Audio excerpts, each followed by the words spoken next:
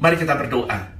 Kami percaya Tuhan, inilah musim yang baru bagi kami. Kami percaya Tuhan, ada kekuatan yang baru Tuhan sediakan, ada pengharapan yang baru Tuhan sediakan, ada kejutan-kejutan baru yang dahsyat yang Tuhan akan kerjakan dalam hidup jemaat, dalam hidup umat-Mu. Bahkan yang Tuhan sudah kerjakan dalam hidup pengembalaan kami di tempat ini. Itu sebabnya Tuhan, apa yang Engkau sampaikan 1 bulan lalu, yang hamba sudah sampaikan kepada jemaat secara lokal lewat pertemuan privat di Zoom meeting, Tuhan, hamba percaya ada banyak orang lain yang butuh mendengar message ini. Ada banyak orang yang sudah terpuruk, yang harus bangkit lagi. Ada banyak orang yang menangis, yang harus kembali tertawa lagi. Ada banyak orang yang putus asa, kembali asa itu harus kembali. Itu sebabnya Tuhan, sebelum kami bersatu dengan tubuh dan darah-Mu, beri kami makan roti hidup yang turun dari surga. Beri kami firman yang keluar dari mulut-Mu, supaya setiap kami yang bertelinga mendengar firman iman, dan firman iman menjadi tindakan, dan tindakan menjadi kenyataan dalam hidup kami. Dalam nama Yesus. Amin, amin, amin, haleluya. Saudara-saudara, seperti yang tadi saya sudah katakan, saya mau mengulang message ini karena kurang lebih sebulan setelah saya sampaikan secara privat, secara tertutup dalam Zoom meeting jemaat lokal kami. Bahkan ada banyak jemaat yang tidak bergabung hari itu. Apa yang Tuhan sampaikan hari itu terjadi hari ini, saudara. Ada mujizat yang besar. Itu sebabnya saya tergerak, Roh Kudus menggerakkan saya untuk kembali mengulang message ini, supaya lebih banyak saudara yang waktu itu tidak bergabung dalam Zoom meeting, dan yang mungkin hanya bergabung lewat YouTube atau lewat Facebook, saudara juga akan mendapatkan berkat firman yang sama. Ayo bangkit setelah goncangan. Saya percaya goncangan ini akan berlalu. Saya percaya goncangan ini akan selesai. Itu sebabnya mari lakukan 5 persiapan yang harus kita kerjakan untuk bangkit setelah goncangan usai. Haleluya. Saudara-saudara, saya capek ngomongin COVID. COVID melejit. Aduh, saudara, sekalipun COVID, iman harus melejit. Saya bosan membicarakan masalah. Karena mimbar Tuhan, mimbar gereja bukan tempat untuk kita memperkatakan masalah. Mimbar Tuhan, mimbar gereja adalah tempat di mana kita membawa masalah kepada Allah, dan Allah dimuliakan. Sekalipun ada masalah, bersama Allah tidak masalah. Selalu ada jalan keluar dalam Yesus Kristus Tuhan. Haleluya.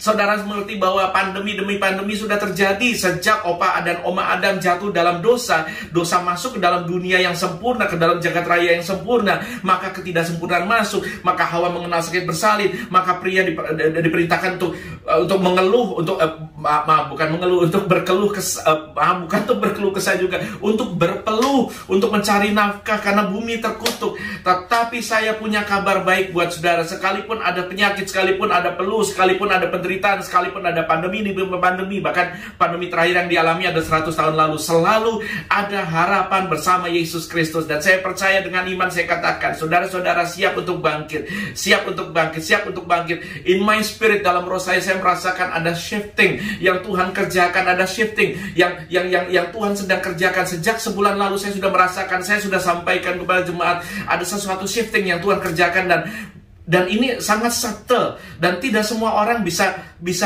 mengenalinya, bisa melihatnya. Tetapi saya berdoa dalam nama Yesus, setiap Anda yang bisa mengenalinya, bisa melihatnya, bisa menangkapnya, dan berlari bersamanya. Haleluya.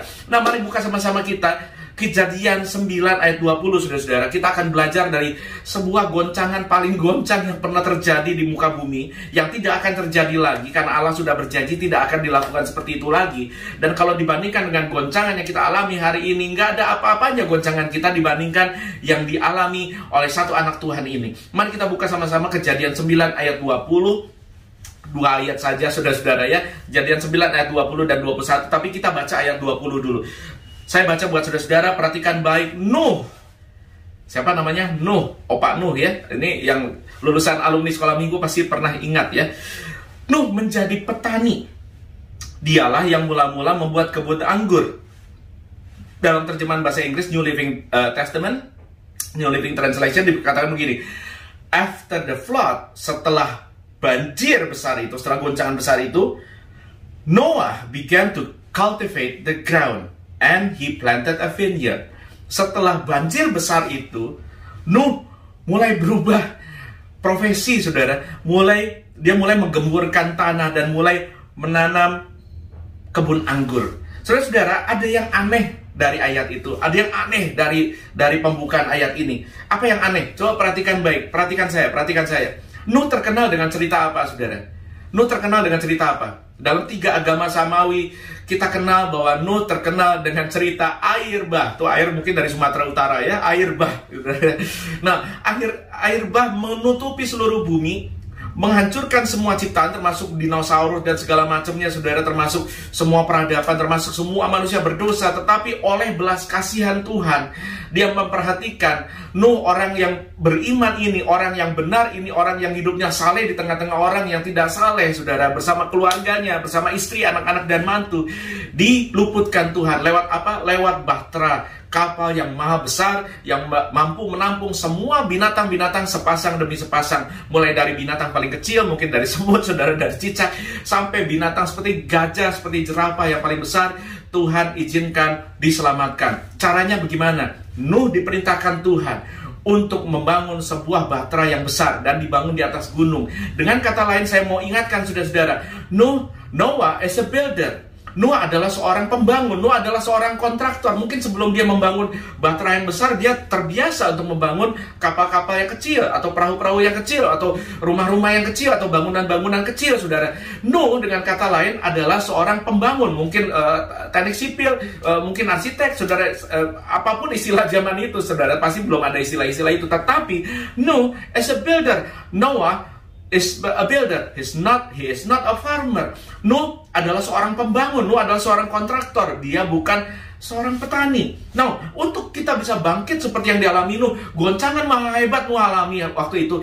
Bumi ditenggelamkan dengan air bah. Bukan cuma pandemi, air bah. Sampai puncak-puncak gunung, kata kita, ditutupi oleh air. Ini goncangan maha goncang yang Allah janji tidak akan pernah terjadi lagi. Makanya Allah taruh tanda perjanjian di langit, tanda rainbow, pelangi. Karena Allah berjanji tidak akan terjadi lagi air bah. Tetapi berikutnya, setelah masa grace berakhir, masa kasih karunia berakhir, Allah janji bumi akan dimusnahkan. Bumi sampai unsur-unsur partikel atom paling kecil akan dimusnahkan dengan api. Tetapi saudara-saudara, Nuh setelah goncangan terjadi, Nuh bangkit. Dan apa yang Nuh lakukan akan jadi pelajaran kita. Supaya kita bisa bangkit, saya percaya dalam nama Yesus, terbuka masa anugerah Tuhan. Terbuka masa anugerah Tuhan setelah goncangan pandemi yang kita alami sama-sama ini. Itu sebabnya hari ini, mari lakukan persiapan untuk bangkit dari goncangan. Yang pertama, bersiaplah untuk perubahan drastis. Bersiaplah untuk perubahan drastis. Ingat baik-baik, old pattern will not work in the new season. Pola-pola lama tidak akan maju, tidak akan bisa dikerjakan kembali di musim yang baru. Dan ada orang-orang yang akan menghakimi saudara ketika Anda memilih seperti Nuh untuk berani untuk berubah, berani untuk berubah secara drastis. Some people will judge you for changing, tetapi some people will celebrate you for growing. Choose your circle carefully. Itu sebuah quote yang indah dari Rick Pino, saudara-saudara. Saya dapat ada orang-orang yang ketika kita dalam upaya untuk bangkit bersama Tuhan, melewati goncangan, kita bangkit, dan ketika kita berubah, kita melakukan perubahan-perubahan drastis. Banyak orang nggak ngerti, banyak orang akan mencibir, tetapi banyak orang akan merayakanmu karena perubahan yang engkau lakukan bersama dengan Tuhan. Itu sebabnya pilih baik-baik dengan siapa Anda bergaul. Nggak apa-apa ada yang mencibir, tetapi perhatikan baik, tidak semua orang akan mentertawakan saudara. Betul, waktu kita sukses banyak orang datang, waktu kita terpuruk banyak orang tinggalkan, tetapi ketahuilah, bersama Tuhan melewati segala musim, Dia ada serta sampai kesudahan akhir zaman. Haleluya. Nah, untuk bisa bangkit dalam perubahan yang drastis, Anda harus, mari kita belajar dari Nuh ya. Nuh biasa pegang palu, saudara. Nuh biasa, kalau hari ini sebagai engineer, sebagai seorang builder, kontraktor, biasa membangun gambar teknik, saudara, membangun pakai rotring, pakai penggaris, pakai hitungan-hitungan segala macam, saudara, pakai palu, saudara, pakai alat-alat bangunan. Tetapi sekarang Nuh pegang cangkul. Nuh tidak mau berpangku tangan. Nuh mau belajar hal-hal yang baru. Pelajari perubahan-perubahan. Jangan jadi korban dari perubahan. Perubahan tidak boleh jadi monster. Perubahan harus jadi senjata untuk kita bisa bangkit lebih tinggi dari semula. Pelajari perubahan-perubahan dalam tools, pelajari perubahan-perubahan dalam strategi. Nuh dulu mungkin dia gambar sebelum dia bikin bahtera, sebelum dia bikin bangunan, dia bikin gambar rangkanya dulu, dia gambar desainnya dulu. Sekarang Nuh harus belajar bercocok tanam. Kalau dulu mungkin belajarnya majalah-majalah yang seperti terbitan IKEA atau apa, saudara ya. Hari ini Nuh belajarnya majalah Trubus, sudah buat yang tahu pasti umurnya udah agak lanjut. Lo harus belajar bercocok tanam. Kemudian juga dalam masa perubahan, sebelum Anda banting setir, sebelum Anda melakukan perubahan, pelajari resiko-risikonya, risk calculation. Lukas 14 ayat 28 sampai 30, memang Tuhan Yesus dalam bagian itu mengajar tentang kalau kamu mau jadi pengikut saya, jadi murid saya, ingat ada resiko. Kamu harus berhitung dulu resikonya. Tetapi Tuhan Yesus pakai gambaran yang menarik ketika bicara untuk risk calculation. Untuk berhitung resiko, Tuhan pakai gambaran seorang builder, seorang kontraktor. Tuhan katakan begini, tidakkah seseorang ketika dia mau bangun sebuah menara, duduk dahulu, lalu berhitung budgetnya. Jangan sampai dia sudah bangun dan tidak bisa selesaikan. Itu sebabnya saudara, dalam perubahan yang drastis, jangan berubah asal berubah. Ayo perhatikan, ada perubahan-perubahan tools, ada perubahan-perubahan planning, ada perubahan-perubahan strategi, ada perubahan-perubahan risk. Hitung dulu resikonya. Hitung dulu resikonya, pelajari seasonnya. Kata Pengkhotbah 3, untuk segala sesuatu ada musimnya. Pelajari trends, market trends, apapun yang harus Anda pelajari. Ayo, rajin. Dalam berubah secara drastis, harus disertai dengan good planning dan dengan kerajinan. Kenapa? Karena Amsal 21 ayat 5 berkata gini, rancangan orang rajin semata-mata mendatangkan kelimpahan. Tetapi setiap orang yang tergesa-gesa, yang terburu-buru, yang impulsif akan mengalami kekurangan. Dalam terjemahan bahasa Inggris NLT berkata begini, good planning and hard work. Good planning and hard work. Good planning and hard work. Jangan asal gegabah, jangan asal berubah, jangan asal cepat, jangan tergesa-gesa, jangan tergopoh-gopoh. Tetapi dengan good planning, dengan kerja keras hard work, akan mendatangkan lead to prosperity. But hasty shortcuts lead to poverty. Orang yang cari shortcut dengan tergesa-gesa, dengan cepat, akan jatuh dalam keterpurukan, dalam kemiskinan. Saudara, di masa yang sukar seperti ini, masa goncangan, integritas diuji. Banyak orang ingin cepat, selamat, cari jalan pintas. Tetapi saya mau bilang sama saudara, uang panas menguap cepat. Uang panas menguap cepat. Uang panas menguap cepat. Apapun, harta, benda, kesuksesan, popularitas. Orang sekarang lagi musim pansos, saudara ya. Segala sesuatu yang Anda peroleh dengan tidak jujur, dengan instan, dengan cepat, maka apa yang kita dapat dengan cepat hilang dengan cepat. Tetapi Allah mencintai proses. Apa yang kita dapatkan dengan kerja keras, dengan kerja benar, dengan kerja jujur, kita perjuangkan dengan susah payah, dengan mengandalkan Tuhan, dengan lurus. Oh, haleluya. Mungkin datangnya pelan-pelan, mungkin datangnya perlahan-lahan, tetapi ketahuilah apa yang dilakukan dengan jujur, dengan keras, kerja keras, dengan tidak tergesa-gesa, with good planning, with hard work, hasilnya akan manis dan indah. Haleluya. Itu sebabnya saudara-saudara, mari pelajari seasonnya, pelajari perubahan-perubahan apa sebelum Anda berubah. Jangan jadi korban dari perubahan. Kita tidak bisa berkata, pokoknya saya tidak mau berubah, saya dari dulu sudah begitu, maka dulu, sekarang, dan selamanya aku masih seperti yang dulu, tidak mau berubah. Wah, jangan jadi korban dari perubahan. Kita harus mengatasi perubahan, saudara-saudara. Anda kebayang nggak kalau pokoknya saya mau jadi kontraktor, saya akan tunggu orderan datang, saya akan tunggu kontrak datang, saya akan tunggu klien datang. Mau tunggu siapa? Nggak ada siapa-siapa, saudara. Kalau dia kekal bersikeras dengan tidak mau berubah, maka Nuh akan mati kelaparan. Itu sebabnya ayo berubah. Jangan mau jadi korban dari perubahan, tetapi bersiaplah untuk bangkit dan berubah bersama perubahan dan menang mengatasi perubahan. Haleluya. Yang kedua, jangan gegabah berubah, saudara. Bukan cuma bikin good plan nih, bukan cuma harus kerja rajin, tetapi yang kedua, kalau kita mau bangkit setelah goncangan ini, maka yang kedua, perhatikan baik, berkonsultasilah dulu dengan Tuhan. Tanya Tuhan. Di tengah musim yang penuh tanda tanya, orang tidak tahu jalan keluar, mulai dari PBB sampai presiden, perdana menteri, raja, ratu, semua orang bingung sebetulnya, saudara, apa yang harus dikerjakan. Semua pemimpin negara sedang berjuang susah payah sekuat tenaga untuk mencari solusi. Itu sebabnya saudara, mulai dari orang kaya, orang miskin, pengusaha besar, pengusaha kecil, karyawan, semua bingung.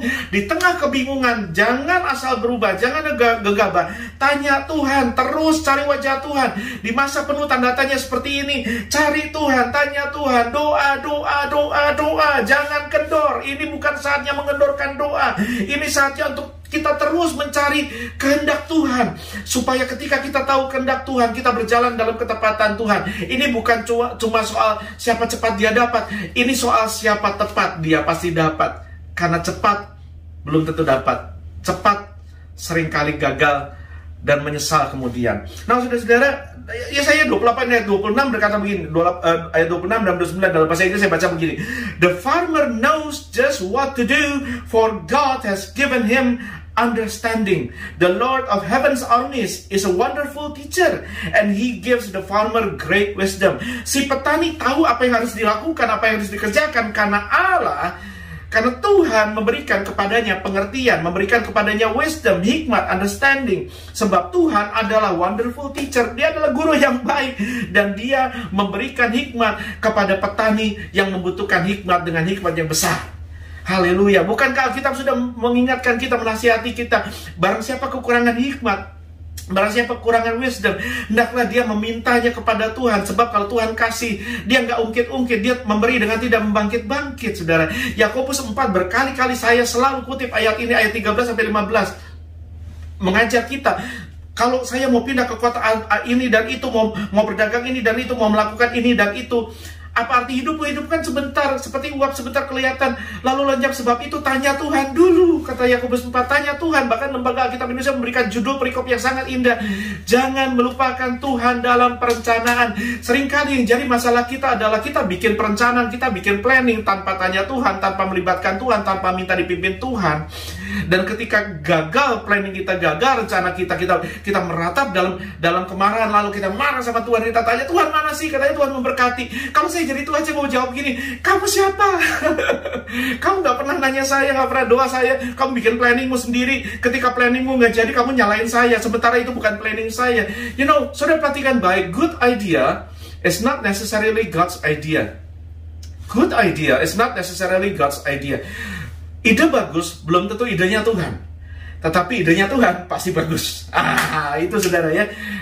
Idenya Tuhan pasti bagus, dan ide bagus belum tentu idenya Tuhan. Lebih baik kita tanya idenya Tuhan, planningnya Tuhan, rencananya Tuhan seperti bagaimana. Setelah itu baru kita berjalan bersama Tuhan. Maka kita akan berjalan dalam ketepatan. Tidak ada waktu terbuang, tidak ada tenaga terbuang sia-sia, tidak ada modal terbuang sia-sia. Saya ketemu banyak, saya punya teman dulu banyak pengusaha yang sangat impromptu, impulsif, ya, cepat bergerak, cepat bikin ini, bikin itu, buka perusahaan ini, masuk ke bisnis ini, cemplungin dana banyak sekali, saudara, sehingga tanpa tanya Tuhan. Dan ketika satu persatu gagal, dia marah sama Tuhan, dia kehilangan begitu banyak kapital, begitu banyak modal, bukan cuma ratusan juta, miliaran, saudara, ada yang sampai triliun hilang, dan dia nyalain Tuhan. Ini syukur Tuhan tuh sabar, saudara. Sekalipun orang sudah terpuruk, kalau dia cari Tuhan, tetap Tuhan akan bangkitkan, angkat. Tapi buat saya lebih baik jauh berhati-hati daripada kepingin paling cepat dan kepingin paling berhasil. Tanya Tuhan, jangan lupakan Tuhan dalam perencanaan. Tanya Tuhan. Yang ketiga, saudara-saudara, bersiaplah untuk beradaptasi. Ini bagian yang paling sukar.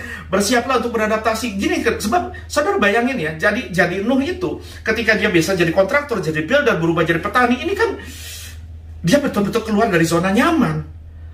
Dan wah, dia udah nggak punya network, dia nggak punya klien, dia nggak punya keahlian yang dulu nggak kepake semua. Ini new season. Pattern yang lama, yang biasa Nuh kerjakan, berubah sama sekali. Dan kalau dia nggak beradaptasi, maka Nuh akan mati kelaparan. Dia akan jadi korban dari perubahan. Begitu juga saudara dan saya. Dan saya mau bilang sama saudara, perubahan tidak pernah mudah. Perubahan tidak pernah mudah. Ketika saya jadi karyawan, ketika saya jadi pengusaha dulu, pengusaha kecil-kecilan, saudara ya. Kemudian saya berubah jadi pelayan Tuhan sepenuh waktu, kemudian jadi hamba Tuhan, kemudian jadi pendeta, kemudian jadi gembala. Wah, ini perubahan yang sangat-sangat sukar. Dan saya mau bilang sama saudara, di tengah perubahan, supaya kita tidak kalah dengan perubahan, melainkan ketika goncangan mau usai, kita bangkit mengatasi goncangan, mengatasi perubahan. Kemampuan ini harus dihadapi, kemampuan ini harus dimiliki. Kita harus mampu beradaptasi. Beradaptasilah. Kenapa? Karena perubahan itu tidak selalu mudah. Kita pernah baca tentang Saulus ya. Saul dari Tarsus yang kemudian namanya diubah Tuhan jadi Paulus. Seorang rasul Kristus yang luar biasa. Sebelum dia jadi Kristen, sebelum dia jadi Rasul Kristus, ingat loh, dia itu seorang elit Farisi, orang yang punya status sosial. Bersama dengan status sosial, kita tahu apa yang ada? Kenikmatan finansial pastinya, saudara ya, dikagumi orang, punya jabatan, punya posisi, punya punya kekenyangan, sehingga ketika dia terpuruk, ketika dia jadi Kristen, dia jadi Rasul Kristus, dia jadi penginjil, dia kehilangan semua kenyamanan, kehilangan semua teman, kehilangan rasa aman, bahkan kehilangan nyawa, saudara, kehilangan semua harta benda. Dia dari penjara ke penjara, dari aniaya ke aniaya, dari siksa ke siksa, dari batu rajam ke batu rajam, saudara. Tapi Paulus kok survive? Paulus tidak jadi korban dari goncangan, Paulus tidak jadi korban dari perubahan. Tetapi Alkitab mencatat bahwa sepertiga perjanjian baru, Allah Roh Kudus tuliskan, sampaikan kepada kita lewat Rasul Paulus. Ada banyak jemaat-jemaat dirintis, ada banyak gereja-gereja bangkit. Kenapa? Karena Paulus mampu beradaptasi. Perhatikan apa yang dikatakan dalam Filipi 4:12-13. Dikatakan gini, aku tahu, kata Paulus, apa itu kekurangan, aku tahu apa itu kelimpahan. Jadi Paulus sudah pernah mengalami ini semua. Dalam segala hal, dalam segala perkara, tidak ada sesuatu yang merupakan rahasia bagiku, baik dalam hal kenyang maupun dalam kelaparan, dalam hal kelimpahan maupun kekurangan, segala perkara. Ini kuncinya, dapat kutanggung dalam Dia, dalam Yesus yang memberi kekuatan kepadaku. Kenapa Paulus mampu beradaptasi? Karena kekuatan adaptasinya bukan dari pengalamannya, bukan dari dirinya, bukan dari kekuatannya. Banyak orang kan berkata, ayo confident, ayo self-love, ayo andalkan diri. Enggak, saya nggak mau confident, saya mau confident. Saya nggak mau confident, saya mau confident. Karena kalau confident, percaya pada diriku, saya tahu diriku ini lemah, diriku ini nggak sanggup. Tetapi bersama Kristus yang ada di dalam saya cakap melakukan segala perkara. Haleluya.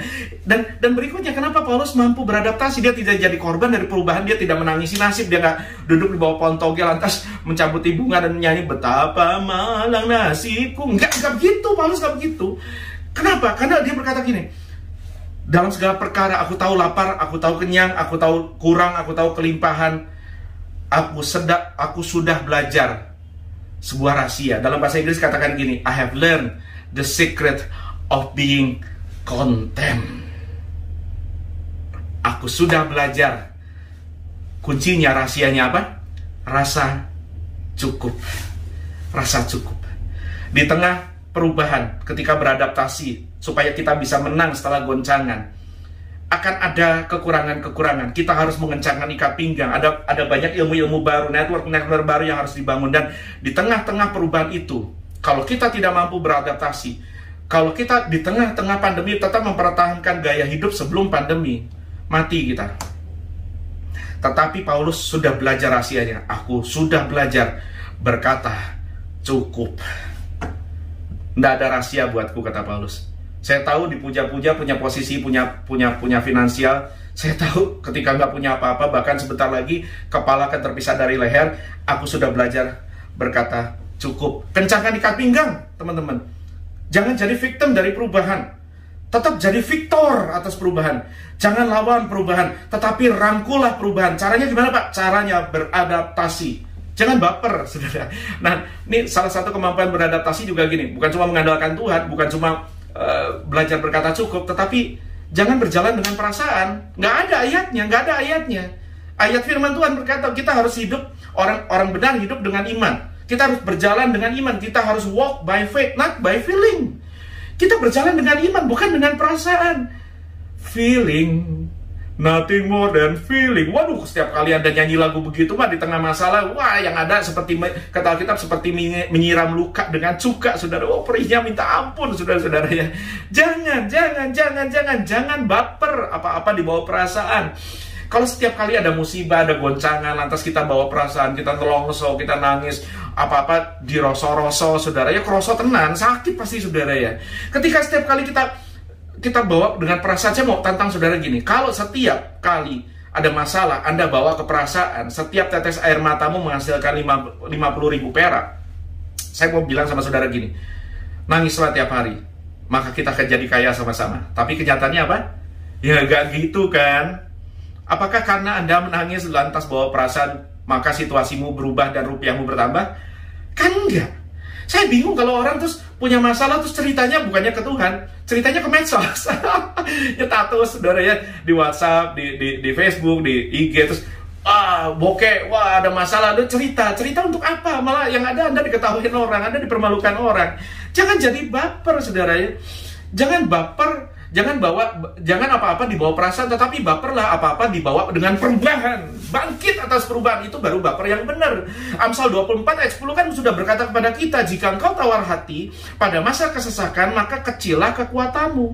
Kenapa seringkali kita jadi korban dan dari perubahan dan goncangan, tidak mampu beradaptasi? Karena apa-apa dibawa perasaan. Sementara kita berkata, kalau kita tetap kuat di tengah kesesakan, maka saya percaya besarlah kekuatanmu. Haleluya. Sabar, saudara ya. Di tengah adaptasi ini, ketika Anda belajar untuk melakukan perubahan, mungkin kalau Anda berdoa dan Tuhan suruh ganti profesi, ganti bisnis, I don't know, ya, saudara tanya Tuhan ya. Sabar. Jangan lantas pengen lihat hasilnya. Nggak ada yang instan, saudara, dalam hidup ini.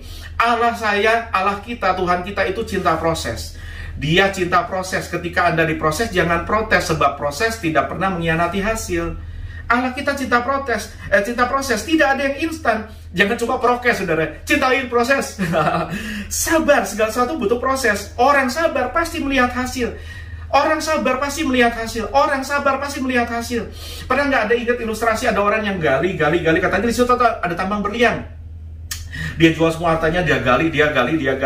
Sehari, 2 hari, seminggu, 2 minggu, sebulan, 2 bulan, setahun, 2 tahun, dia gali makin dalam.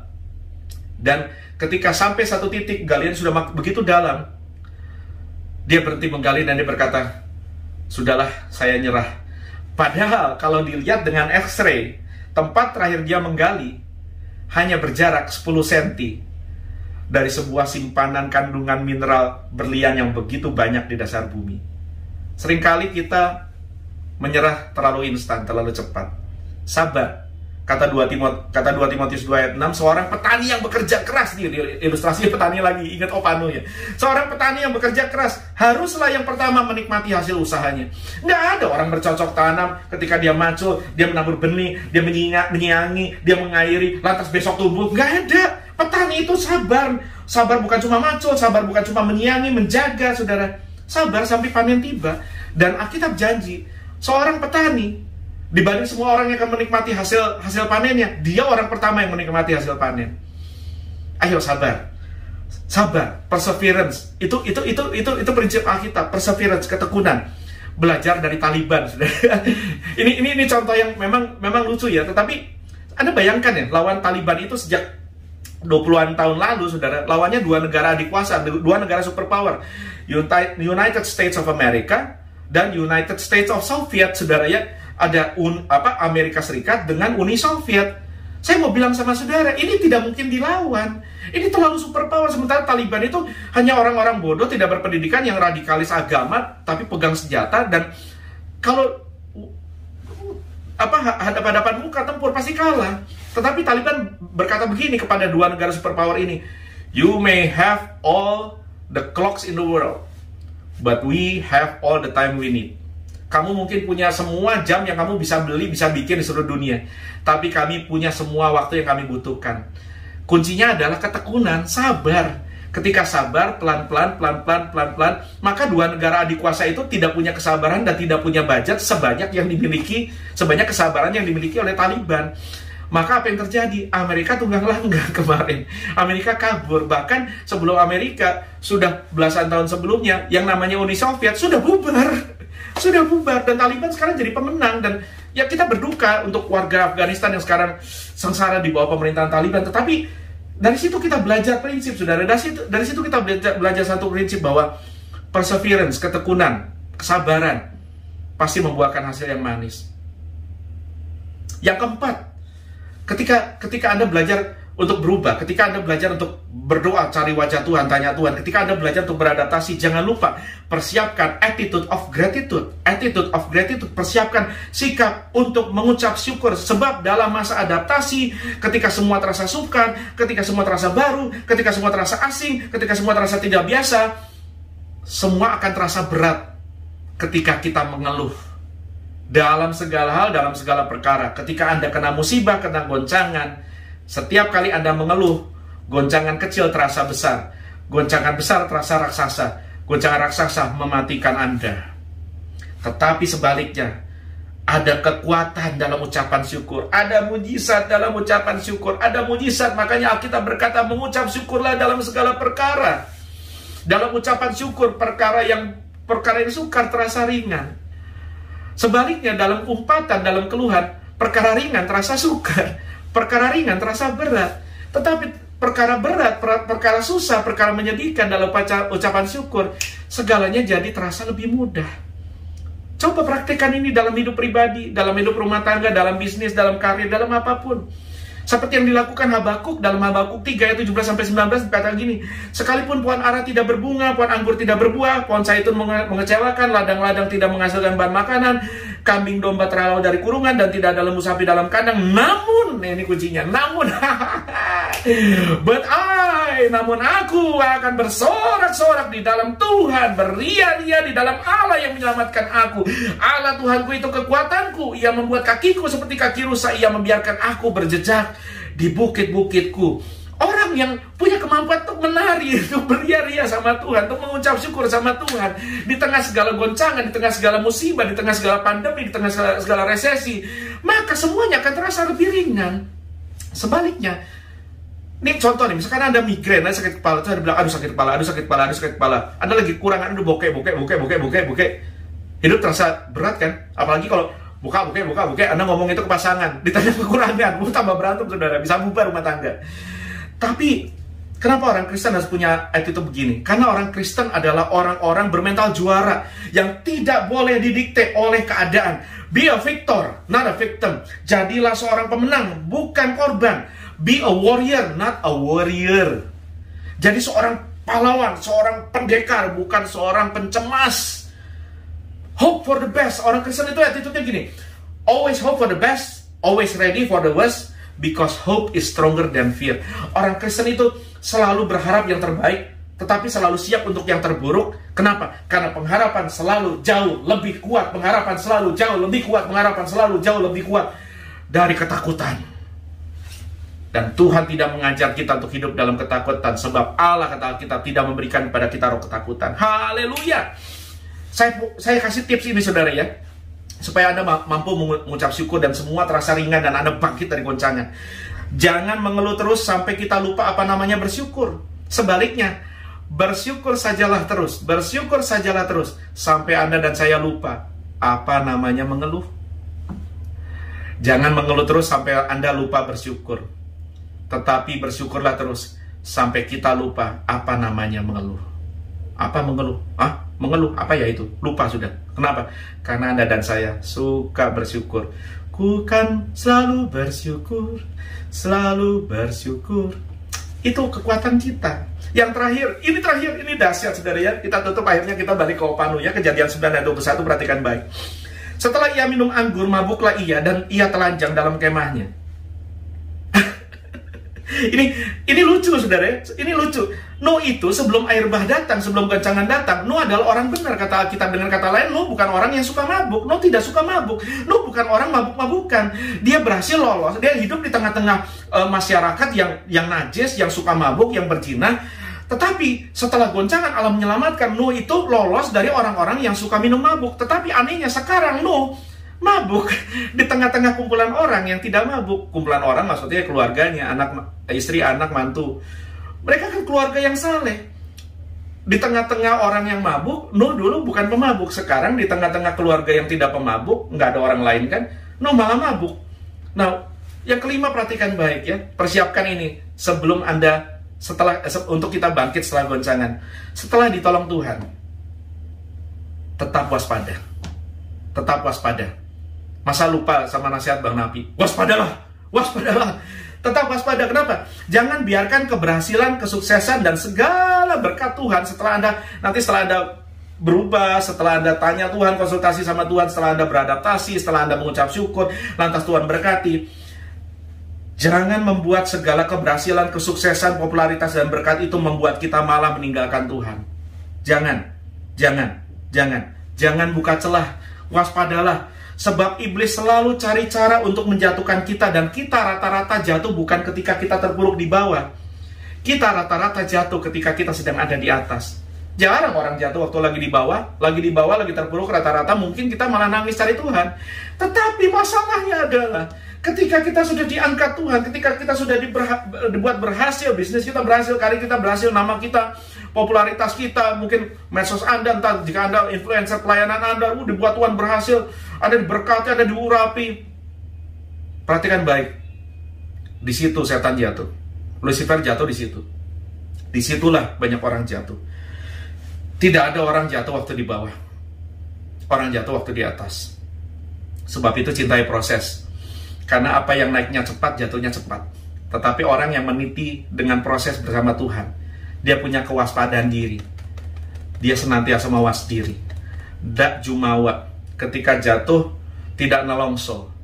Ketika di atas, tidak jumawa. Dan apa-apa yang terjadi dalam hidup, ojo diroso-roso. Jangan terlalu dibawa ke perasaan. Ini ulang lagi, dibawa perasaan. Entah kenapa, mungkin beberapa saudara terlalu bawa perasaan. Ojo diroso-roso. Ketika sengsara, ketika terpuruk, ketika difitnah orang, dicibir orang, jangan dibawa perasaan. Sebaliknya, ketika dipuji orang, dipuja orang, disanjung orang, ketika berhasil, ketika sukses, juga jangan dibawa ke perasaan. Selalu kembalikan segala sesuatu, segala kemuliaan hanya bagi Tuhan. Soli Deo Gloria. Itu sebabnya ini sedikit kesaksian sama saudara ya. Saya belajar mau taat sama Tuhan ya. Saya belajar mau taat sama Tuhan. Kurang lebih sebulan 2 bulan lalu, Tuhan taruh kuat sekali dalam hati saya. Saya disuruh menghapus semua sosial media pribadi saya. Instagram saya waktu itu ya enggak ada banyak-banyak amat, cuma sudah hampir 3.000 follower, saudara. Tuhan keras sekali ngomong, hapus. Ya udah, saya hapus. Channel YouTube pribadi, hapus. Saya hapus. Satu-satunya medsos saya ya untuk tempat saya nitip foto, saudara ya, kenang-kenangan apa yang saya alami bersama keluarga, bersama Anda semua. Cuma Facebook, saudara ya. Tapi semua sudah saya hapus. Kenapa? Karena kalau Tuhan berkati, kalau Tuhan urapi, kalau Tuhan buat mujizat, segala kemuliaan hanya bagi Tuhan. Termasuk kalau kita jatuh, terpuruk, nelongso, tetap segala kemuliaan hanya bagi Tuhan. Kita tidak akan menyalahkan Tuhan. Dan kalau kita diberkati, kita tidak akan membanggakan diri. Mawas diri, saudara. Itu penting sekali. Saya tutup dengan kesaksian. Oh, saudara, ini kan message ini kan ini pengulangan, saudara. Saya sudah sampaikan secara privat, kurang lebih sebulan lalu kepada jemaat lewat Zoom, dan ada banyak jemaat dan termasuk banyak saudara yang mungkin tidak mendengar hari itu, maka saya ulang. Tetapi setelah message itu diberikan, saudara, sesuatu yang aneh terjadi. Setelah 8 tahun mengembara, saudara, seperti bangsa Israel mengembara padang gurun bawa tabut perjanjian, saudara, tidak ada tempat permanen, saudara ya. Saya olahraga saya simpel, saudara. Saya jogging kecil-kecil, saya jalan sekitar 3, 4, 5, 6 km per hari. Saya jalan keliling boulevard. Ketika saya sedang jalan kaki, saudara, saya lihat banyak ruko kosong karena banyak usaha bangkrut kan pas akhirnya mesti disebut ya, pas resesi pandemi ini, saudara. Sekalipun saya nggak suka membicarakan masalah, saya lebih suka memuliakan Allah. Tetapi saya ceritain ini untuk memuliakan Dia.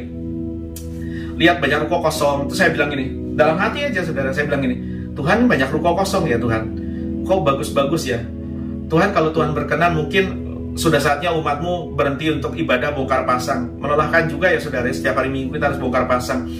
Ada banyak kelas-kelas pembinaan, ada banyak pemuritan yang harus dilakukan, katekisasi, bimbingan pranikah, konseling, pelepasan yang butuh tempat. Seringkali kami bahkan melakukan konseling, bimbingan pranikah, bahkan pelepasan di tempat ini, di apartemen saya, sehingga kadang kalau manifestasi liar sampai ada yang jadi singa, ada yang muntah-muntah, yang di rumah saya, saudara ya. Tapi oleh anugerah Tuhan, saudara, setelah saya bahkan tidak berdoa pakai suara loh, cuma di hati. Ketika saya memilih, memutuskan untuk segalanya buat Tuhan, saya hidup buat Tuhan, hidup mati saya buat Tuhan. Ini termasuk bukan cuma pendeta ya, Anda yang berbisnis, berkarir, lakukan itu, saudara, lakukan itu. Maka Alkitab janji gini, delight yourself in the Lord and He shall give you the desire of your heart. Kalau kita berketetapan untuk hidup menyukakan Tuhan, membuat Tuhan delight sama kita, senang lihat kita, senang lihat pelayanan kita, lihat karir kita, lihat rumah tangga kita, lihat studi kita, maka bahkan bukan cuma doa loh, baru kerinduan di hati Tuhan kasih. Itu doa dijawab Tuhan dengan ajaib. Gak lama setelah itu, saudara, sekitar semingguan lalu lebih ya, seseorang yang baik hati digerakkan Tuhan telepon saya sambil marah-marah, saudara, sambil marah, dan dibilang gini, kok kamu nggak ada kabarnya, gimana? Pakai bahasa Inggris ya, karena ini orang dari luar negeri. Kok nggak pernah ngabari saya, kamu butuh apa, keadaanmu gimana? Lalu saya bilang gini, ya Anda tahu itu bukan tipe saya bukan peminta-minta, saudara. Saya nggak pernah cerita-cerita susah. Saya ceritanya nanti aja kalau Tuhan udah tolong. Itu baru menyaksikan kebaikan Tuhan. Jangan ketika susah terus cerita-cerita, buat apa? Saya bukan pengemis gitu. Dan saya tidak suka memanfaatkan kemurahan hati manusia. Nggak mau, saya nggak mau. Saya nggak mau terus kemana-mana minta-minta gitu, saudara. Dan orang ini marah gitu. Kenapa kamu nggak pernah hubungi saya? Minta apa kek? Kebutuhan apa kek?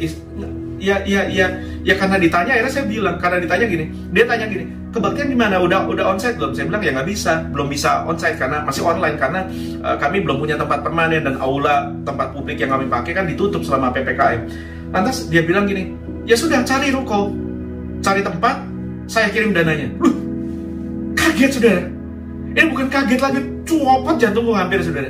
Wah, bener-bener, waduh. Dan ketika itu sudah terjadi pembayaran uang muka, dan beberapa hari lalu kami sudah bayar cicilan untuk tahun pertama, saudara, biaya sewa. Lantas nanti orang juga komitmen melunasi semua biaya sewa sampai tahun kedua semua saudara. Saya ketika seorang sahabat datang, kami melihat-lihat perencanaan apa yang akan kami buat dalam gedung itu. Saya nangis di warung bakmi, saudara, di hadapan sahabat. Ketika lagi doa makan, saudara, saya gemeter. Saya baru fathom apa yang Tuhan kerjakan. Dan saya merasakan ini musim yang baru, tepat seperti shifting yang Tuhan lakukan, yang saya sudah rasakan in my spirit. Dan saya berdoa, saudara. Makanya saya bagikan ini. Saudara nggak boleh jadi korban. Saudara harus bangkit. Setelah goncangan ini kita akan bangkit sama-sama. 1 Korintus 10 ayat 11-12 saya tutup dengan ini. Semua ini telah menimpa mereka sebagai contoh, dan dituliskan untuk menjadi peringatan bagi kita yang hidup pada waktu di mana zaman akhir telah tiba. Sebab itu siapa yang menyangka bahwa ia teguh berdiri, hati-hatilah supaya ia jangan jatuh. Ulangan 8 ayat 10 saya baca dalam bahasa Inggris. When you have eaten and are satisfied, kalau engkau sudah makan dan kenyang, pujilah Tuhan, praise the Lord your God for the good land He has given you. Kalau engkau sudah diberkati, kalau engkau sudah bangkit, kalau semuanya pulih kembali, jangan lupa Tuhan. Kembalikan persembahan buat Tuhan, persepuluhan atau apapun. Bukan karena kita ingin diberkati, bukan karena kita ingin diberkati berlimpah-limpah, bukan. Simply because, hanya karena kita mengasihi Tuhan dan tahu diri, punya hati yang mengucap syukur. Mari kita masuk perjamuan kudus. Mari bapak-bapak, kepala rumah tangga, bagikan roti dan taruh roti di tangan kanan. Kita angkat tinggi lebih dari kepala kita. Mari katakan bersama-sama, dalam nama Tuhan Yesus, inilah tubuh Yesus Kristus yang ditombak, ditikam, dicambuk bagi saya. Oleh pengorbanan Yesus, saya diselamatkan, saya diampuni, dan saya dibenarkan, dan saya diberkati. Mari kita makan sama-sama. Dalam nama Tuhan Yesus, inilah tubuh Kristus. Pindahkan anggur ke tangan kanan.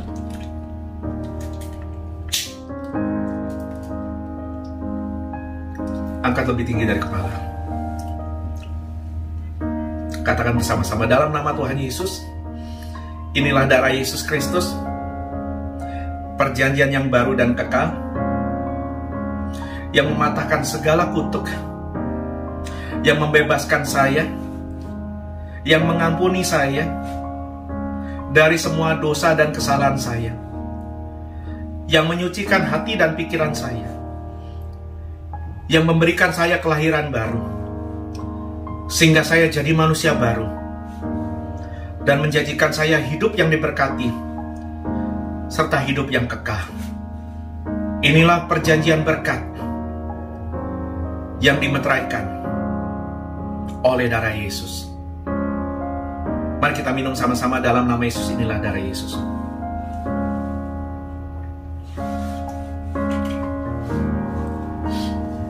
Mari buka hatimu, angkat tanganmu. Terima berkat Tuhan. Hai umat Tuhan, dalam nama Yesus, bangkitlah. Goncangan akan berakhir. Ada musim baru yang Tuhan kerjakan.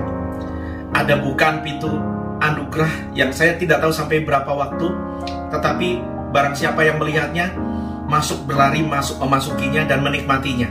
Ayo masuk dalam musim ini, masuk dalam anugerah ini. Nikmati berkat Tuhan, nikmati kasih karunia Tuhan, nikmati pertolongan Tuhan. Aku berdoa keluargamu diberkati.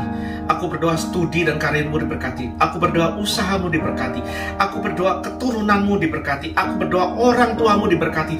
Dan aku berdoa oleh karena engkau, oleh karena hidupmu, oleh karena integritasmu, oleh karena imanmu, semua orang yang mengenal hidupmu, semua orang yang berhubungan darah denganmu akan merasakan berkat, akan merasakan kasih Tuhan. Kiranya Tuhan memberkati dan melindungi engkau. Tuhan menyinari engkau dengan wajahnya, memberikan engkau kasih karunia. Tuhan mengarahkan wajahnya kepadamu dan memberikan engkau damai sejahtera. Dalam nama Yesus Kristus. Amin. Amin. Sebelum saudara tutup, saya rindu saudara ada usaha pembatasan pemberitaan firman Tuhan yang dikerjakan oleh sistem dunia, termasuk oleh platform yang sedang kita pakai, yang saya tidak mau sebut namanya ini. Oleh sebab itu, ayo kita kalahkan. Caranya bagaimana? Anda harus klik jempol ke atas, klik like, lantas share, dan tulis komen di bawah channel ini, supaya artificial intelligence dari aplikasi ini dapat mengenali bahwa engagement di channel ini, di episode ini tinggi.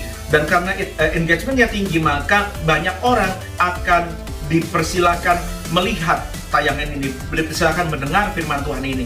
Cuma itu satu-satunya cara kita mengalahkan sistem ini, saudara-saudara. Sebab itu, klik like, jangan lupa share, ketik komen, dan bagikan kepada semua orang yang, kalau Anda sudah diberkati, Anda pasti mau orang lain diberkati. Tuhan Yesus memberkati kita. Sampai jumpa.